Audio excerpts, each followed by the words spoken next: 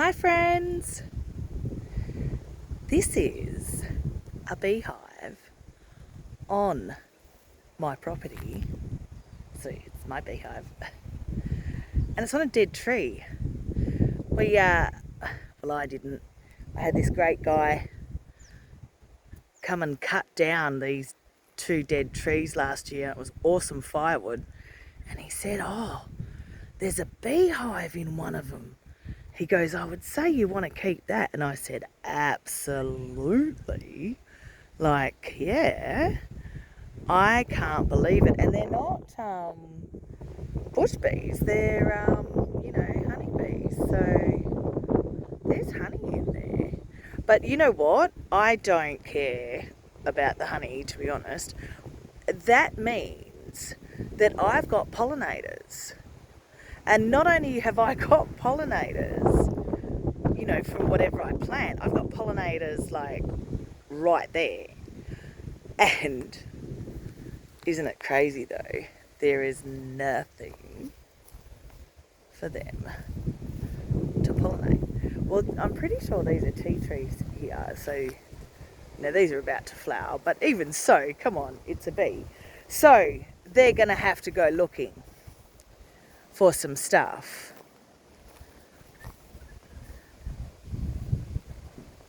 You can see these bits of green popping up. I mean, look at that. That is green, green, green. And I said, a week ago, this was dead. It's crazy.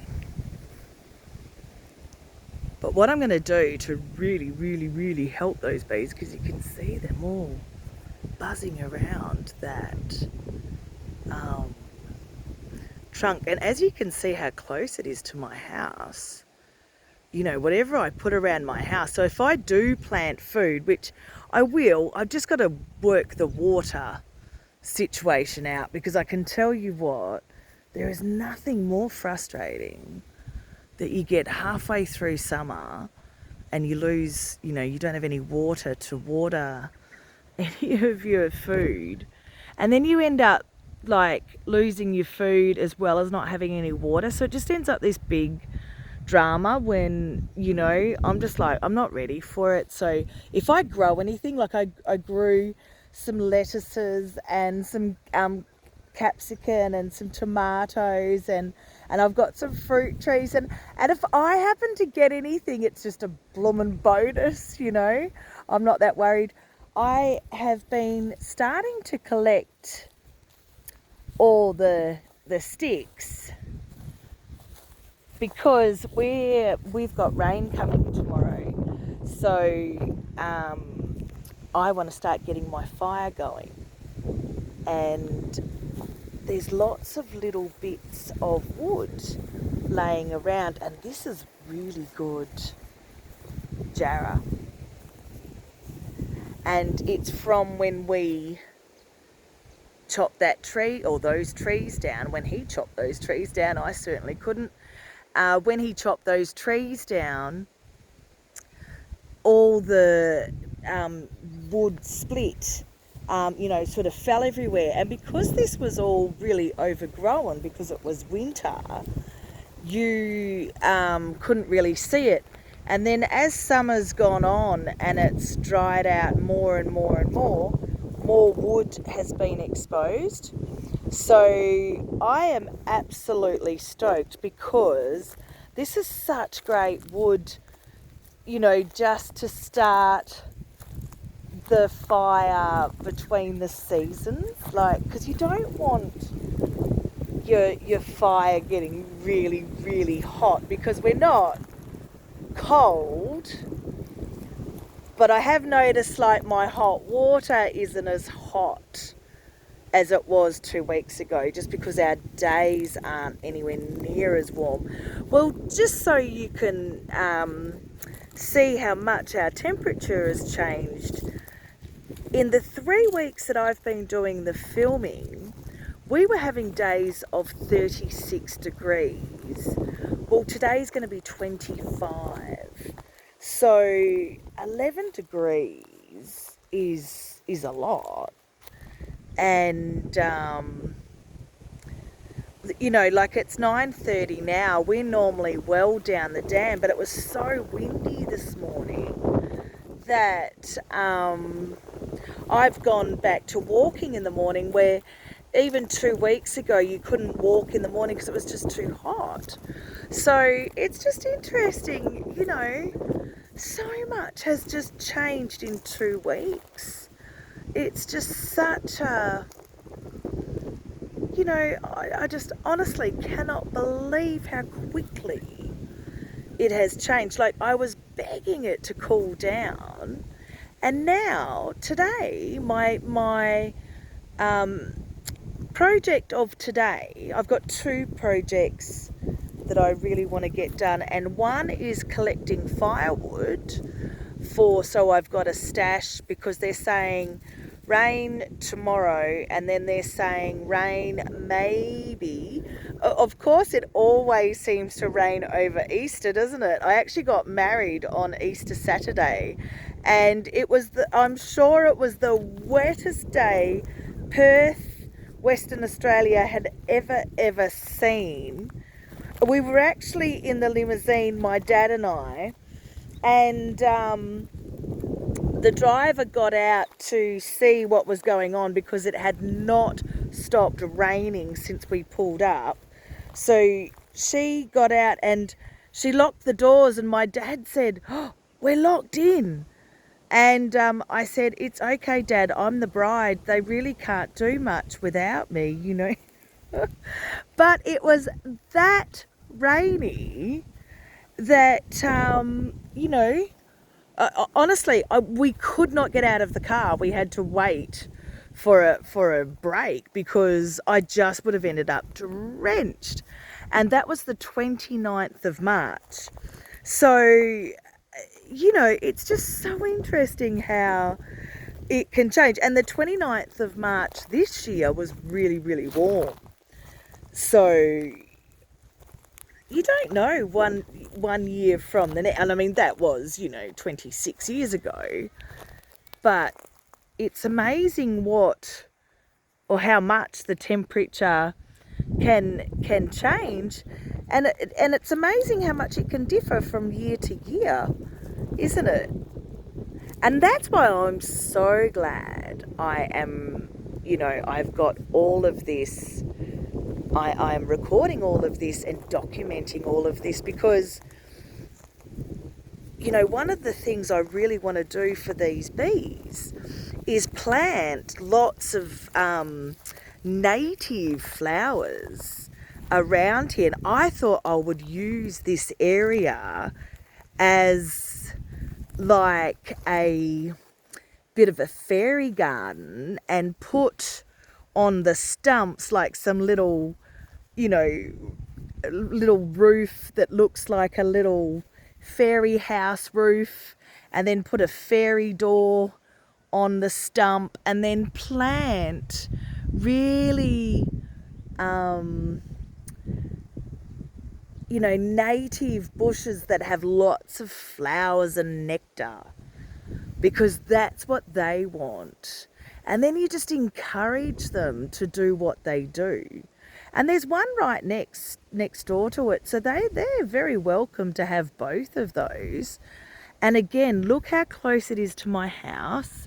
Look how close it is to this beautiful paddock here. So whatever I plant, you know, is going to go great guns. And that's one of my second jobs today. So my first job is to collect firewood, of different sizes. So to get some chips and then some sticks. I'm going to go and get some sticks from the dam, around the dam, where I've got a big pile there. And then I've got some logs at the front door that I brought the bucket out of the cubby house from last winter, and I've just got to take all the wood out and clean the buckets, because they are covered in some 8-legged creatures and spider webs and leaves and stuff. So I thought I might clean them up before I bring them into my house. And then my second job, we can actually walk up there from here. is there's a little patch, or you might think it's a big patch, but compared to what was here when we bought the property, it's a small patch of Patterson's curse here in the paddock. You actually notice it because it's just off my little track I've made with my little car.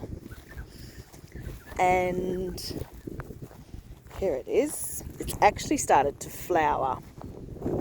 But I'm not the least bit worried because I'm onto it. And you can actually see now that some friends have joined it. So it's not just out here by itself now. So that's my job today, is these big ones here, that's the Patterson's curse. And they say that that will seed for 7 years. But I'm not, as I said, I'm not the least bit worried because I'm going to pull all these out and then I am going to replace it with native seeds. And I have got absolute bucket loads of them. And then I'm actually going to try something a little bit different to what I did a little bit further up. A little bit further up, I just put rocks and sticks around.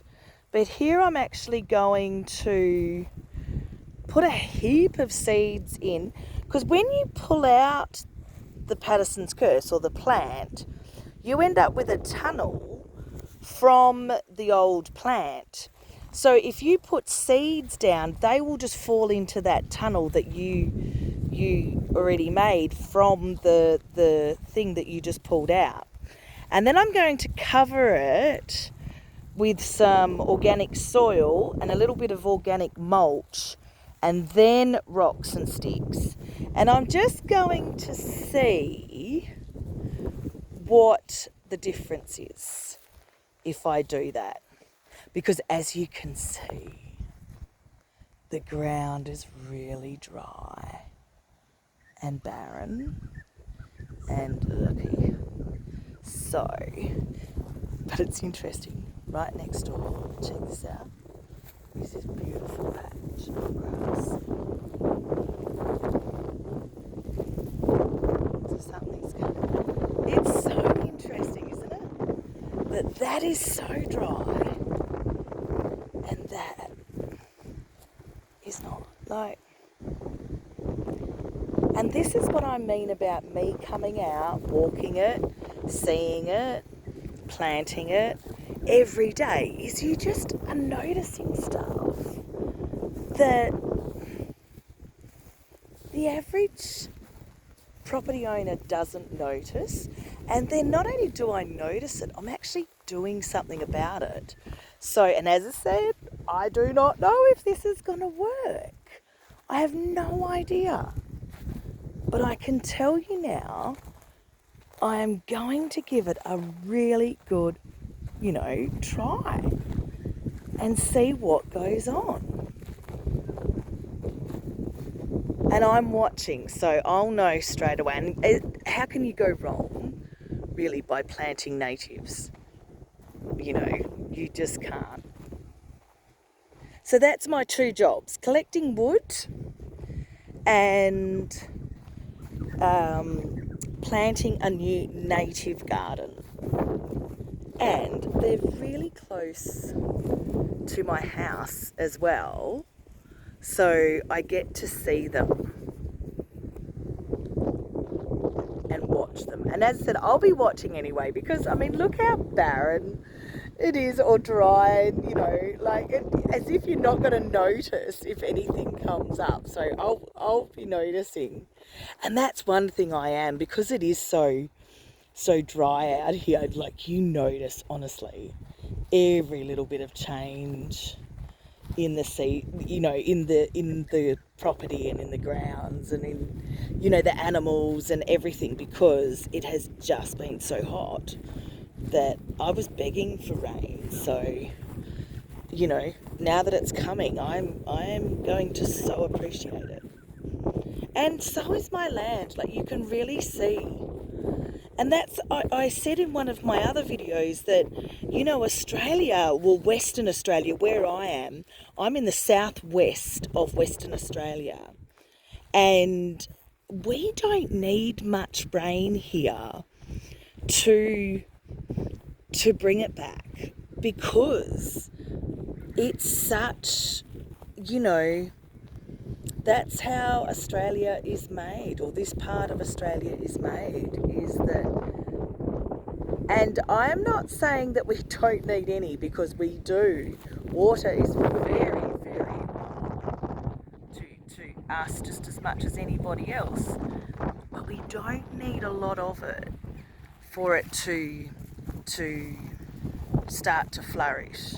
And the biggest thing that we're not doing, and that's one of the big changes, or one of the big game changers, is keeping it here when it rains. So the longer you can keep it here, then obviously the more it can wet your property and, you know, fill up your dams and water your trees and water your plants and all of those things. So the more green that you have, so the more little gardens like that I set up, and then as soon as the flowers come up, I'll plant some little trees there as well, and some little shrubs, so they everything will help each other out. And then you got to stick some big rocks there and stuff, so you get a bit of a windbreak, and you make your own little eco garden. And that's all we need to do. Like, you know, you're never going to be able to fill these fields, you know, straight up. And I think that if you did try and do that, I think you would just overwhelm yourself, and then, you know, not want to keep going. So, and I just have to be practical and just go, Pam, there's just, you know, some things you can do and some things you can't do. And I know I can do some little gardens here and there, you know, take down that fence in the brook, plant some seeds around, do some bulrushes. You know I can do these little tiny things. So, and that's what I'm doing. And I have noticed that, you know, these little tiny changes are making some really big changes. And I'm proud as. And I'm excited. I'm so excited to go into this season with all this knowledge and all this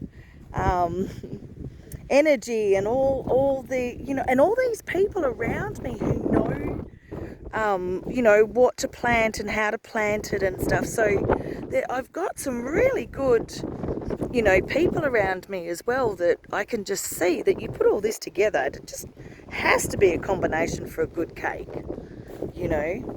And I think that's one of the biggest things we should be doing in life, is you might not be able to live the life that you really want to be living, but you could certainly start setting some things up that are like how you want it to be.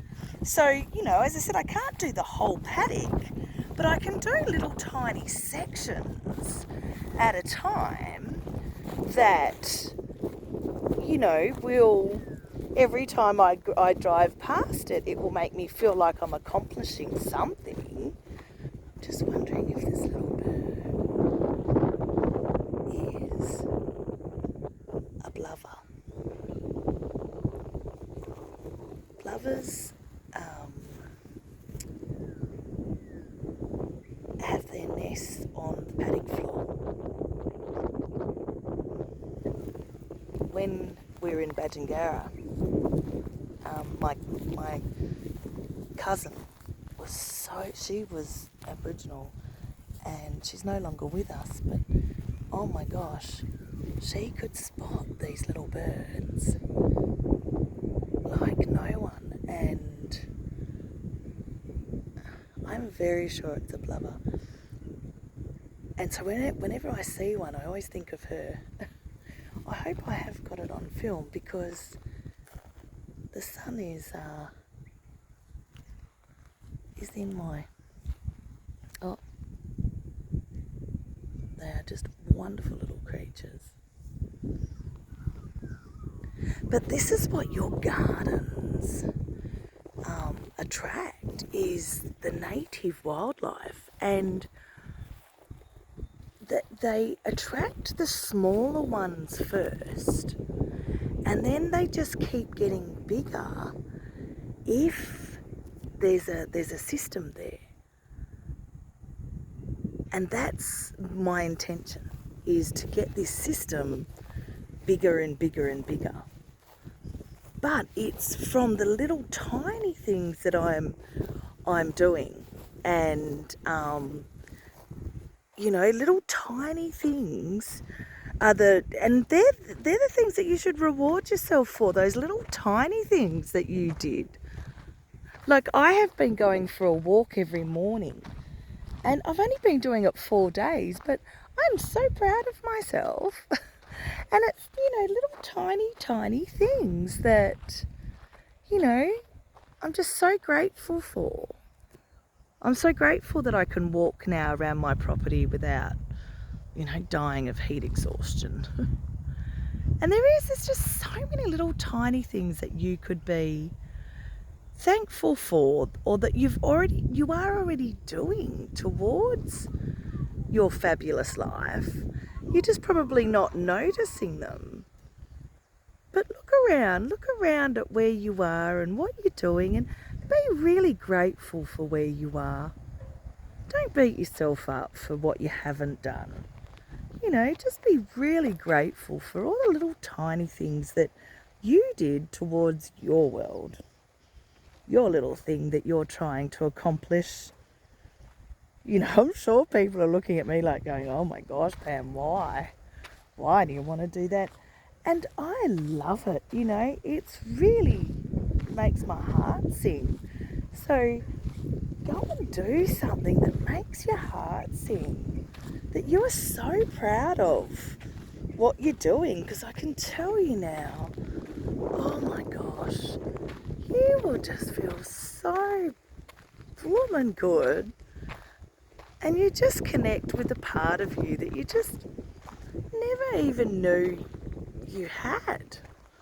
I never even knew I loved trees as much as I love them.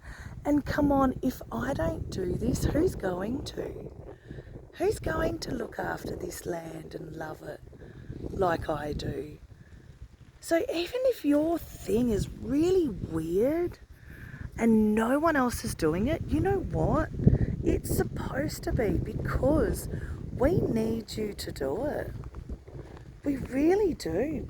Because if you don't do it, no one else will do it. And it will just be left. So it doesn't matter if it's making a skate park, starting a school for girls, having a sewing class, cooking your favourite foods, growing your food, looking after other people's children because that's what you're really good at, or, looking after elderly, or, who knows what your beautiful gift is that you've come here to do. But whatever it is that you love doing, go and do it, because look around. The world needs you to be special at this moment, to dig deep into your spirit and not do what everybody else is doing. That's why we're all feeling really uncomfortable at the moment, is because we're not ants. We're not supposed to be doing the same as each other. There's something wild and crazy that you're here to do. Go and do it. Go and do it. And I tell you what, honestly, not only will you feel great, so will the world. Universe means one song. So if you're singing your soul song with the universe one song, doesn't that become a choir? So how exciting to think that we could be part of a beautiful, beautiful choir. I love that. have a beautiful day remembering how fabulous we've got it. Bye.